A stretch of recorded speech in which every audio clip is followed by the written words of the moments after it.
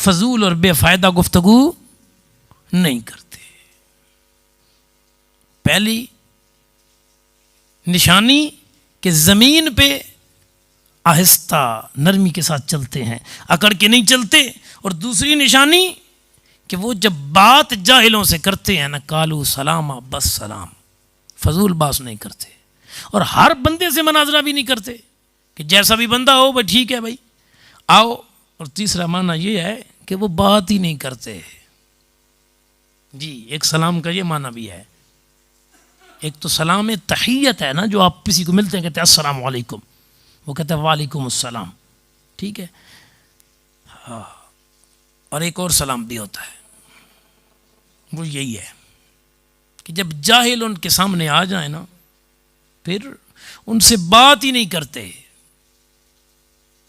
اعراض کر جاتے ہیں ان سے، اپنے چہروں کو پھیر لیتے ہیں، کالو سلامہ بس سلام کہتے ہیں۔ اللہ اکبر کبیرہ۔ تیسری نشانی اللہ کریم کے نیک بندوں کی، والذین یبیتون لربہم سجدا وقیاما، وہ اپنے رب کے لیے راتیں گزارتے ہیں قیام میں اور سجدوں میں، ٹھیک ہے۔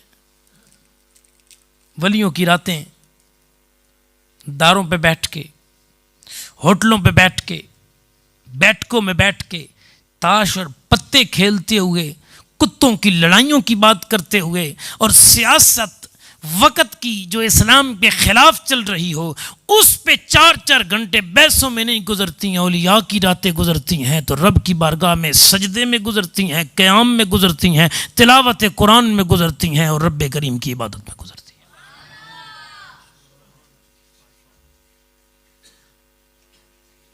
ایک حدیث پاک میں ابو نعیم نے نقل کیا اس کو، محشر کا دن ہوگا، حکم ہوگا کہاں ہیں وہ بندے، جب دنیا سو جاتی تھی وہ رب کے لیے اٹھ کے مصلی پہ آ جاتے تھے، اعلان ہوگا۔ جی اس کا مطلب ہے حضور نے فرمایا وہ ہوں گے تھوڑے لیکن چہرے بڑے ان کے نور والے ہوں گے، کھڑے ہوں گے کچھ بندے، گردنیں بلند ہوں گی، فرمایا تعداد تھوڑی ہوگی لیکن ہوں گے جتنے بھی نا منور بڑے ہوں گے، نوری بڑے ہوں گے۔ اس کا مطلب ہے یہ تھوڑے لوگ ہیں جن کی راتیں قیام میں گزرتی ہیں۔ جی یہ قیام اللیل ہے، نماز جو نماز تراویح ہے یہ بھی قیام اللیل ہے، اس کا حدیث میں جو نام آیا وہ قیام اللیل ہی ہے۔ تو پہلے 2-4 دن تو آپ کو پتہ ہے کچھ نہ کچھ تعداد ہو جاتی ہے، پیچھے وقت رہ ہے جی 1 مہینے دے قیام اللیل کرنے والے اتنے تھوڑے ہیں تے سال دے اور تھوڑے ہوئے سن تے 40 سالاں دے اور تھوڑے ہوئے سن تے 65 سال دے اور تھوڑے ہوئے سن تے 80 سال کسی دی عمر ہوئے تے 15 سال بلوغت دے کٹ تے 65-66 سال ساری زندگی ہی قیام میں گزارے اور رکوع میں گزارے، ہر رات وہ ہر نتو پتو اور ایرا غیرہ تمہیں نہیں ملے گا، کبھی وہ تمہیں معین الدین چشتی اجمیری کی صورت میں ملے گا، کبھی علی حجویری کی صورت میں ملے گا، اور کبھی عبد القادر جیلانی کی صورت میں ملے گا۔ وہ ہیں ہی تھوڑے، جی وہ کوئی اتنے نہیں ہیں بے کروڑوں اربوں ہیں، وہ ہیں بڑے تھوڑے۔ نبیوں کے تاجدار نے فرمایا تھوڑے ہوں گے لیکن چہرے منور ہوں گے، چہرے روشن ہوں گے۔ اللہ اکبر کبیرہ۔ اب وہ کھڑے ہوں گے، عرض کریں گے یا اللہ ہم حاضر ہیں، دنیا سوتی تھی ہم جاگتے تھے۔ جی عارف کھڑی نے انہی کے متعلق کہا تھا رات پوے تے بے دردانوں نیند پیاری آوے، کہ جب رات ہو جاتی ہے جن کے دل میں اللہ کی محبت کا خاص درد نہیں ہے انہیں نیند پیاری لگتی ہے، اور جن کے دل میں رب اور اس کے رسول کی محبت بہت زیادہ ہے انہیں نیند پیاری نہیں ہوتی، انہیں مصلی پہ قیام اللیل پیارا ہوتا ہے۔ رات پوے تے بے دردانوں نیند پیاری آوے تے درد مدانوں یاد سجن دی ستیاں آن جگاوے۔ جی اس نے اٹھ کے کوئی باہر نہیں جانا بے چہل قدمی کر لوں، اس نے اٹھنا ہے تو مصلی پہ بیٹھ جانا ہے اور رب کی عبادت شروع کر دینی ہے۔ والذین یبیتون لربہم سجدا وقیاما، اور وہ اپنے رب کے لیے سجدے میں راتیں گزارتے ہیں اور قیام میں راتیں گزارتے ہیں۔ اللہ اکبر کبیرہ۔ والذین یقولون ربنا اصرف عنا عذاب جہنم، اور وہ یہ دعا مانگتے ہیں، رب نصرف عنا عذاب جہنم، اے ہمارے پروردگار دوزخ کے عذاب سے ہم کو پھیر دے، اللہ دوزخ کے عذاب کو ہم سے پھیر دے، ہمیں دوزخ سے دور رکھ۔ یعنی جہنم سے بچنے کی دعا یہ بھی اللہ کے اولیاء کی نشانی ہے۔ جب اللہ کریم کی بارگاہ میں دعا مانگتے ہیں تو وہ جہنم سے بچنے کی بھی دعا مانگتے ہیں۔ اللہ کا ڈر اور اللہ کریم کے جلال کا اور غضب کا چونکہ مظہر ہے جہنم، اس لیے رب کے ڈر میں اس سے ڈرتے ہیں۔ ان عذابھا کان غراما، کہ اس کا عذاب واقعی تکلیف دہ چیز ہے۔ انہا ساعت مستقرا و مقاما، اور دوزخ ٹھہرنے اور رہنے کی بری جگہ ہے واقعی۔ ایک اور انداز قرآن نے دیا اللہ کے ولیوں کی اگلی نشانی، والذین اذا انفقوا لم یسرفوا ولم یقتروا وکان بین ذلک قواما، اور جب خرچ کرتے ہیں نا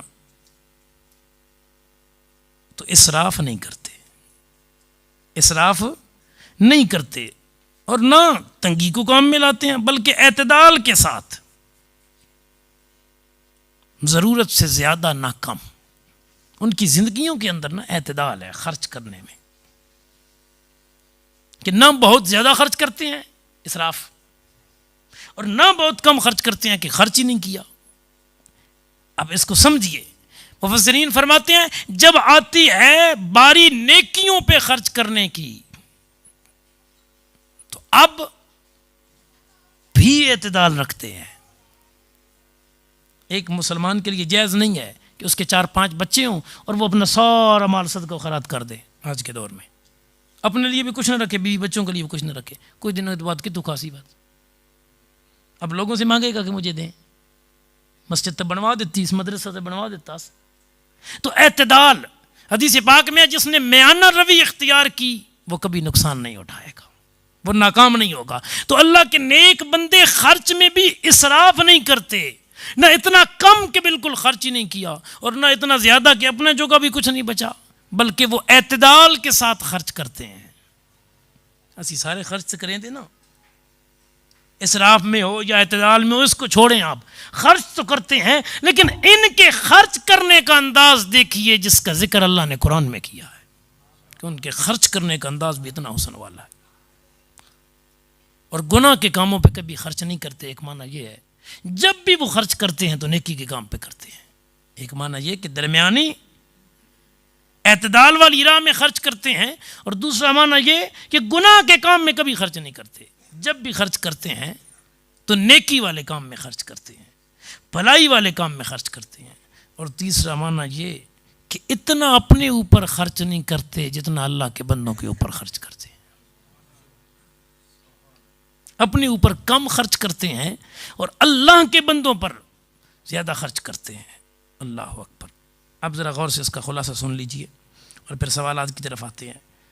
زمین پہ چلتے ہیں تو نرمی کے ساتھ، ان کی چال حسن والی، جاہلوں سے ملتے ہیں تو ان کی گفتگو اتنی کمال والے کہ کالو سلام آئی کہتے ہیں تو اگلا چپ ہو جاتا ہے۔ جی ایک جملہ بولتے کسی نے چپ کرانا کوئی سوکھی جی گل ہے جی، اس کا مطلب ہے کہ ان کا کالو سلام آ کہنا بھی بڑا کمال والا، ان کی گفتگو کمال والی، ان کی رفتار کمال والی، ان کی گفتار کمال والی، اور ان کے راتوں کی نیند کو چھوڑ کر مصلی پہ بیٹھنے کا انداز بھی کمال والا۔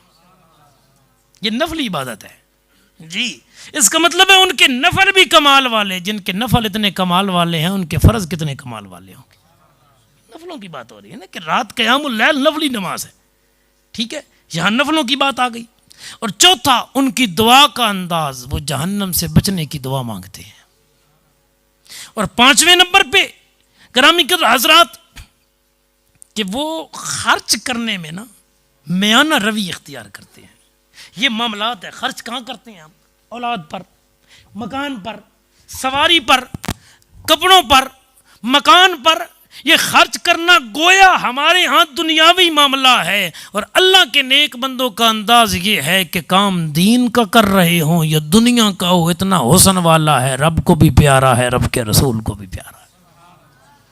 ان کے دنیاوی کاموں کے اندر بھی اتنا حسن و جمال ہوتا ہے.